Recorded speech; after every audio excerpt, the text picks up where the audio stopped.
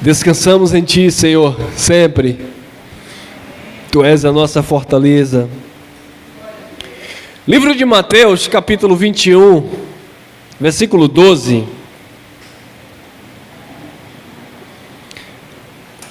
Livro de Mateus, capítulo 21, versículo 12. Eu quero deixar essa pequena reflexão aqui.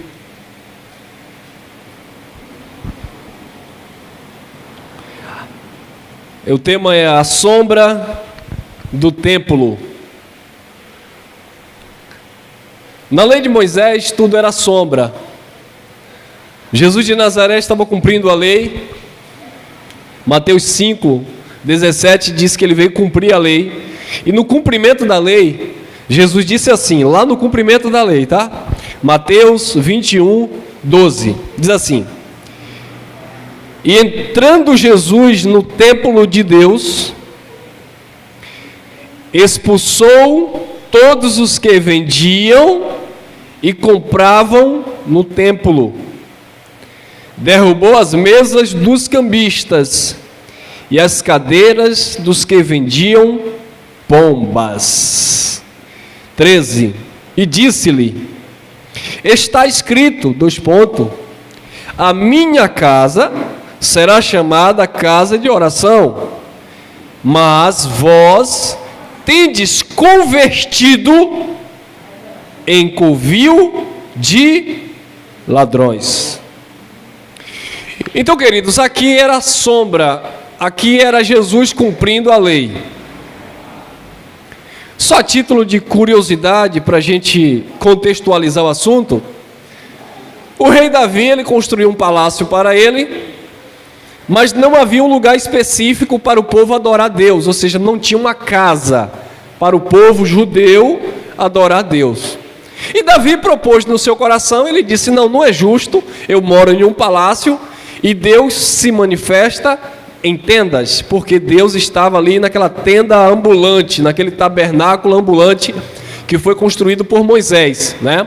Então aquele tabernáculo, ele era desmontado, levado de um lugar para outro, e lá naquele tabernáculo havia ali as divisórias, as separações, e havia lá a Arca da Aliança, né? Todo aquele contexto ali da adoração judaica. E Davi disse: não acho justo, Deus está se locomovendo, né? Agora, interessante que mesmo na lei sendo sombra, Deus já mostrava por meio de Moisés, porque Deus mandou, olha que interessante, Deus mandou Moisés construir a tenda, o tabernáculo. Mas o tabernáculo era o quê? Era fixo? Não, era ambulante. A lei era sombra e o tabernáculo era ambulante, ou seja, o tabernáculo não ficava em um lugar. Ou seja, Deus não ficava estatizado ali. Deus andava com o povo de Israel ia, Deus estava ali, o tabernáculo que representava a presença de Deus por causa da arca, conduzia o povo. Tanto é que quando o povo entrava em uma guerra, os levitas levavam ali a Arca da Aliança na frente, mas o acampamento ali dos judeus estava próximo, o tabernáculo estava ali, porque ali era Deus que dava força àquele povo, era Deus que direcionava aquele povo, e Deus estava sempre andando com aquele povo. Só que quando Davi desejou construir um templo, o templo não ia sair do lugar, o templo seria um templo físico, ou fixo, né? Mas não foi Deus que colocou no coração de Davi construir. Deus não mandou Davi construir nada. Davi que propôs no seu próprio coração. De boa vontade? Sim, eu quero construir algo melhor, mais bonito, para Deus. Davi desejou, Deus não quis, porque Davi tinha as mãos manchadas de sangue, Davi foi chamado para a guerra. Davi desejou e Deus não quis das mãos de Davi. Aí Deus disse: já que você desejou, eu vou conceber que o teu filho construa. Mas Davi fez os preparativos, preparou tudo que o Salomão iria precisar e deixou ali meio caminho andado, né? Mas há uma profecia em Isaías 66 que Deus diz assim: os céus dos céus pertencem a Deus, a terra ele deu aos filhos dos homens, para o homem cuidar, crescer e multiplicar. Aí ele diz assim: que casa me edificarás vós ao meu nome? Os céus pertencem a Deus e a terra é o escabelo dos seus pés. O escabelo era uma espécie de um banco judaico que eles colocavam os pés para descansar, relaxar. Assim como você coloca os pés para cima em uma rede, o escabelo era uma espécie de um tamborete que os judeus descansavam. Aí Deus usa nessa linguagem judaica na profecia de Isaías: a terra é o descanso para os seus pés e os céus pertencem a ele. Que casa vocês vão me edificar ao meu nome? Que casa vocês irão edificar no meu nome? Nenhuma. Mas Salomão construiu o templo, que era um sonho de Davi, e consagrou aquele lugar a Deus. Em 2 Crônicas 7,14, Salomão, na inauguração do templo, ele está orando, e Deus fala para Salomão. A primeira coisa que Deus pergunta a Salomão em sonho é: o que você deseja? O que você pediu, eu te dou. Salomão tinha um coração bom. Salomão disse: eu quero sabedoria para cuidar do teu povo. Aí Deus disse: porque pediste sabedoria e não riqueza, eu vou te dar tamanha sabedoria que ninguém vai ter, e riqueza que nunca houve aqui na terra. E assim Deus fez. E quando Salomão orava lá naquele templo, aí o pastor chega hoje na igreja evangélica e diz que é para hoje. Lá naquele templo, quando Salomão orava, Deus respondeu a Salomão, 2 Crônicas 7,14: se o meu povo, judeus, que se chama pelo meu nome, se humilhar e orar, se converter de seus maus caminhos, eu ouvirei aonde? Deus não estava ouvindo ali, porque Deus não morava ali. Eu ouvirei dos céus, perdoarei os seus pecados, falando dos judeus, sararei a vossa terra, no singular, não no plural, não é o mundo cosmo, a terra de Israel. Eu sararei a vossa terra. Se, condicional, se o meu povo que se chama pelo meu nome. Então era para aquele povo, especificamente para aquele lugar, na inauguração do templo. Hoje tem até campanha de 2 Crônicas 7,14 nas igrejas. Tudo fora do contexto. Então, abençoados, Deus não habitava ali. Só que aquela casa ficou famosa pelos judeus como casa de oração. Só que o que acontece? No tempo que o templo, ou seja, que o tabernáculo era ambulante, o povo estava seguindo Moisés e, naturalmente, para onde o tabernáculo ia, o povo ia atrás. Só que chegou uma fase, depois do templo, que o povo passou a idolatrar mais o templo do que o próprio Deus. Ou seja, o povo passou a honrar mais o templo do que a Deus. Tanto é que Jesus, ele tem um debate com os judeus, os fariseus, que consagrava coisas, né, a Deus, e Jesus disse assim: qual é mais importante para vocês? É isso que vocês consagram a Deus, o altar, ou o altar que consagra esses objetos? Porque havia uma idolatria em torno do templo, em torno do culto de Israel. E o profeta Ezequiel, ele já estava lá preso na Babilônia, depois da queda do templo. E ele teve uma visão lá no rio, né, Quebar, as margens do rio Quebar. Ele teve uma visão porque Deus havia enviado Nabucodonosor para destruir o templo. Então o templo que Salomão construiu, ele veio abaixo no ano de 586 a.C. Deus envia Nabucodonosor, levanta Nabucodonosor para destruir aquele templo. Mas o povo ficou sem entender como é que Deus permitiu que um rei pagão chamado Nabucodonosor, rei da Babilônia, destruísse um templo que Davi, o seu rei preferido, desejou fazer e que Salomão construiu com tantos esforços. Aí Deus vai dar uma visão ao profeta. Havia idolatria no templo, havia sacrifícios de crianças, havia corrupção no templo. Aí o profeta tem uma visão que entre o altar, entre as mesas, havia idolatria, havia ídolos. E é por isso que Deus levanta Nabucodonosor para destruir aquele templo que veio abaixo lá em 586. E eles continuam orando lá, Daniel ora muito, pedindo para voltar para casa. E aí, 70 anos depois de cativeiro babilônico, eles saem lá do cativeiro babilônico, cheio de idolatria. É aí que vem a figura do diabo, a figura de Satanás como um seu opositor, porque eles aprenderam com os babilônicos que havia vários deuses, e havia Deus do bem, Deus do mal, e sempre aquela oposição. E eles trouxeram de lá esse misticismo babilônico, né? Onde essas criaturas supostamente duelam um contra o outro, que não existia dentro do conceito judaico. E aí eles voltam para Jerusalém. Primeiro tem a reconstrução do templo. E no tempo de Herodes, juntamente com os judeus, eles reconstroem totalmente o segundo templo, agora chamado Templo de Jerusalém. Então o primeiro templo era chamado Casa de Oração, não era que Deus habitava ali, era um lugar que o povo se concentrava ali para adorar. E o segundo templo, construído por Herodes, também era chamado Casa de Oração, ou a Casa de Deus.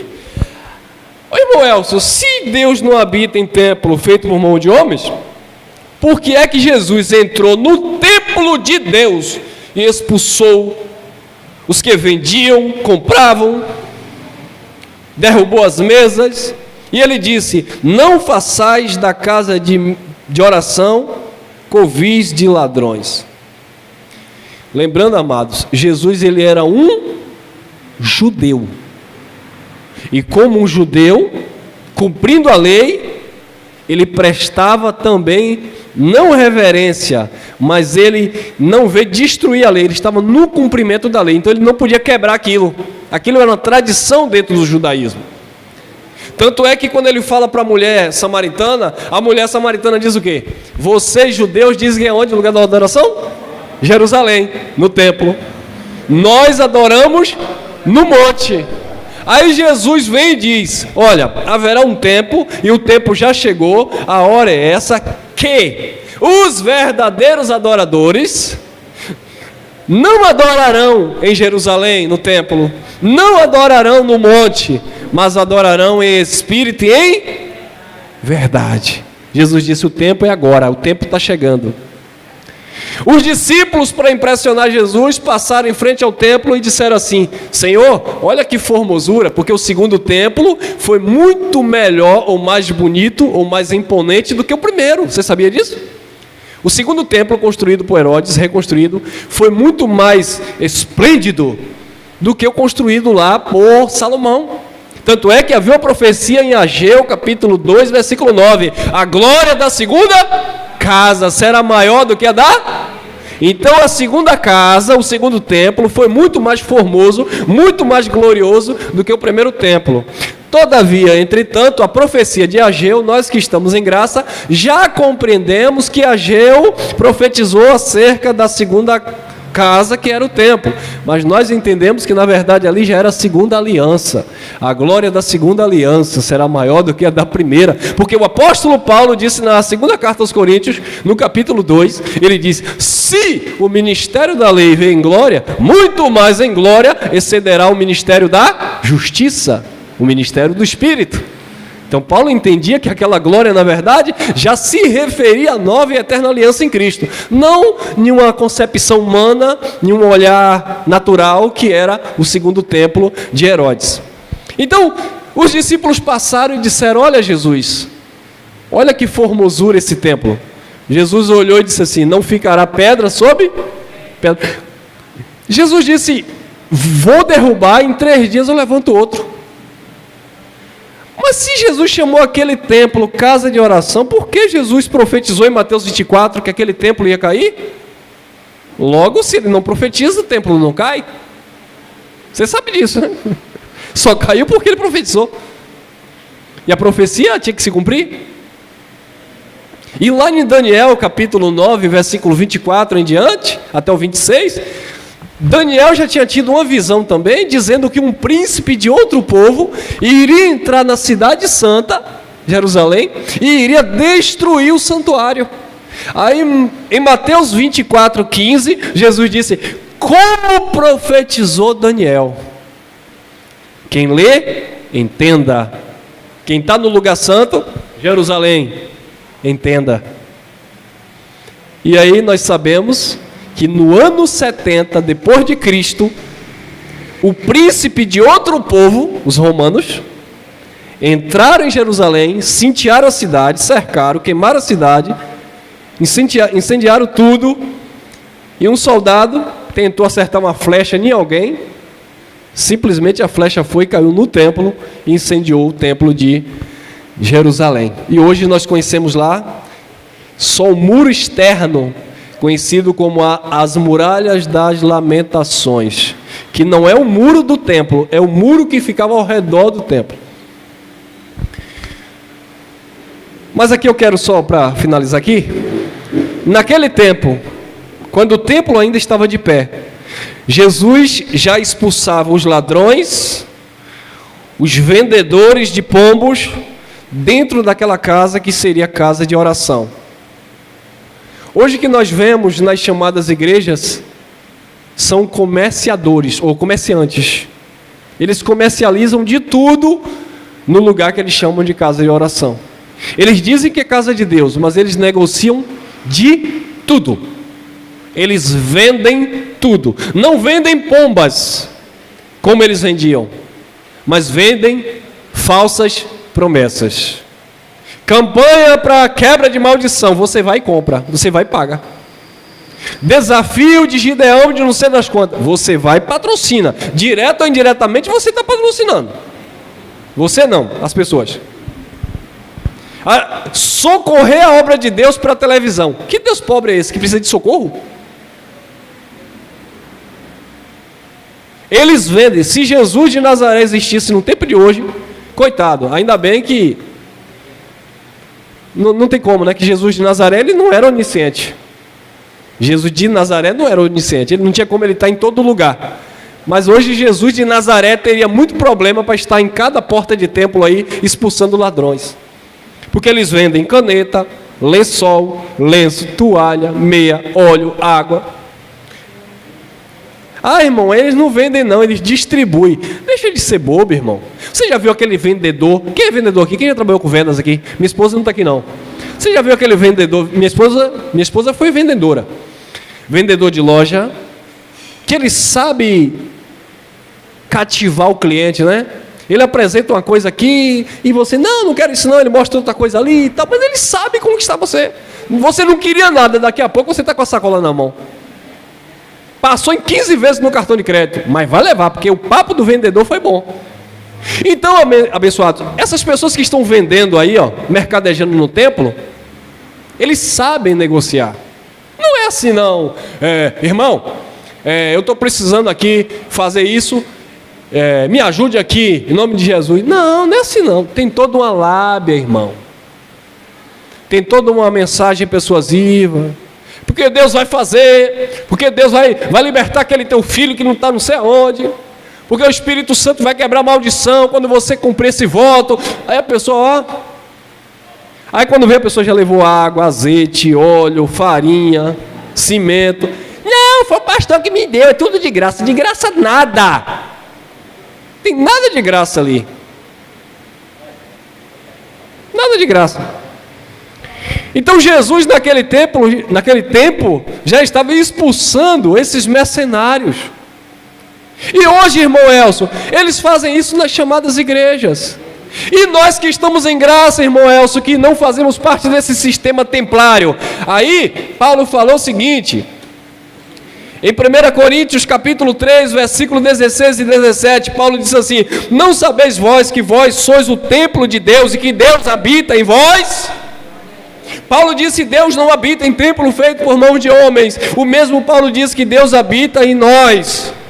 Aí no 17 ele diz: se alguém destruir o templo de Deus, que sois vós, Deus os destruirá, porque o templo de Deus que sois vós é santo. Não permita que ninguém venha negociar na tua vida, porque você é o templo de Deus. Deus não habita em um templo de pedra. Você é esse templo ambulante. Lembra do que eu falei do primeiro tabernáculo? Aquilo era uma sombra. O tabernáculo não era fixo, ele andava. Hoje o templo de Deus não é fixo. Você anda. você representa Deus. Deus se manifestava na Arca da Aliança. Em Jeremias 3,16 ele mandou destruir a arca e nem trazer a memória, porque hoje nós somos esta arca que manifesta a presença de Deus.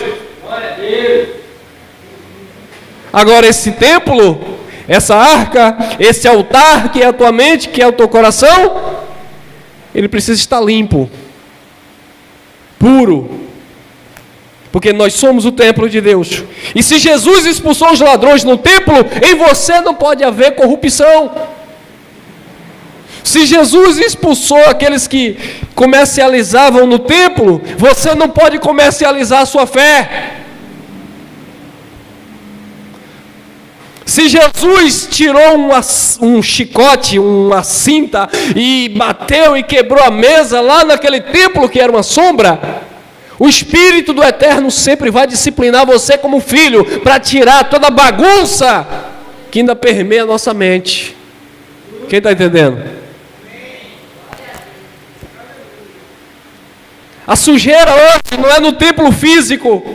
A sujeira hoje não é no comércio dentro de quatro paredes. A sujeira hoje muitas vezes está aqui, nesse templo. E Jesus disse, por boca de Paulo, tudo é puro para os puros. Paulo disse, tudo é lícito, mas nem tudo. Como que está a faxina nesse templo? Esse templo está em ordem? Está em paz com Deus? É a consciência de cada filho de Deus. Eu posso estar no meu trabalho, eu posso estar na comunidade local reunido, eu posso estar dentro de um terreiro de candomblé conversando com um amigo, que não é pecado. Mas o meu templo, ou seja, a minha vida, o templo do Espírito, ele precisa estar limpo, intacto. Por quê? Porque Hebreus capítulo 12, versículo 6 em diante, diz que assim como um pai corrige o filho que ama, o Senhor nos corrige. E Ele nos disciplina para que sejamos participantes da sua santidade. Assim como nós tivemos nossos pais segundo a carne, que nos disciplinava, quanto mais não nos sujeitaremos nós ao Pai dos Espíritos para vivermos? Então, amado, você é o templo do Espírito. Se alguém destruir esse templo, Deus vem e destrói. Não é o diabo, não é o capeta, é o próprio Deus que destrói o templo que é dele, quando ele vê corrupção. Ah, irmão, na graça, você está pregando juízo na graça? Eu pensei que juízo era só na lei. Não, na graça não é juízo, na graça é colheita. Na lei era juízo, fogo. E era literalmente, ia matar mesmo, queimar mesmo, foi o que aconteceu. Mais de 100 mil judeus morreram lá na invasão romana. Só os escolhidos daquele contexto se livraram. Ele disse assim, quem tiver nos montes não desça, quem tiver em casa caia fora, não volte nem para pegar a roupa, e coitada das grávidas e daquelas que estiverem amamentando, porque como é que vai correr com o menino dando peito, e como é que vai correr grávida? E orai para que não aconteça a vossa fuga no inverno, porque ninguém vai querer sair num frio terrível. Porque ela 8 ou 80, lá era muito quente de dia e muito frio à noite. E também ore para que também não aconteça no dia de sábado. Por quê? Dia de sábado os portões de Jerusalém se fechavam e todos estariam ali guardando o sábado. Então ele destruiu lá com juízo profetizado. Mas hoje na nossa vida, se alguém destruir o templo de Deus, Deus o destruirá. E agora eu vou só para finalizar aqui. Eu sou templo do Espírito. Se eu pego esse corpo que manifesta Deus, e eu começo a destruir esse corpo, o próprio Deus me destrói. Destrói como, irmão Elson? Com a colheita, irmão. A consciência pesa. Não é que Deus é mau, que está ali te matando aos poucos. Não é isso. Ah, irmão Elson, então quer dizer que Deus está me colocando uma doença porque eu fiz alguma coisa errada? Não, porque quem é santo também morre. Minha sogra faleceu domingo de acidente de carro. Uma mulher em graça, uma mulher em graça, tá? Não é desgraça não. Uma mulher em graça, uma pessoa do bem, uma pessoa que, coitada. preferia ver o outro comendo e ela ficava com fome. Morreu. Minha mãe também faleceu, né? Então não é porque a pessoa é ruim, é porque é... Gente, a gente procura uma justificativa para o tempo da nossa partida. Eu quero amar vocês, eu quero abraçar vocês aqui agora, porque o dia de amanhã eu não sei. Assim como aconteceu com minha sogra, pode acontecer com qualquer um de nós. Então é melhor a gente guardar os bons momentos e cuidar um do outro enquanto em vida, porque a vida é uma caixinha de surpresa. Não adianta a gente ficar fazendo plano para daqui a um ano, eu quero comprar uma casa, quero comprar um carro melhor, se dentro de pouco tempo a gente perde tudo isso e não tem jeito. Então vamos valorizar mais, amar mais, desfrutar mais, ser feliz agora com o que temos, porque o dia de amanhã ninguém pode garantir nada. Então, amados, quando eu destruo esse templo com as minhas ações, com a minha injustiça, com a mentira, com o engano, eu mesmo vou estar colhendo isso da parte de Deus, porque Deus deixou a lei da semeadura e da colheita. Então, quando eu planto, eu vou colher. Se eu planto bem, eu colho bem. Se eu planto mal, da parte de Deus que deixou a lei da semeadura, eu vou estar colhendo. Então aqui fica o alerta. Olha com quem tu anda. Olha onde tu anda, com quem tu conversa, com as amizades, as influências.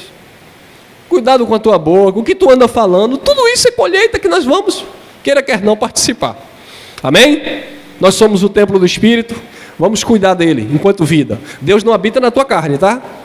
Aquele que se uniu ao Senhor se tornou um só espírito com o Senhor. É o teu espírito que está alinhado ao espírito do Pai. Como você está em um corpo físico, Deus habita em nós. Vamos cantar mais uma música?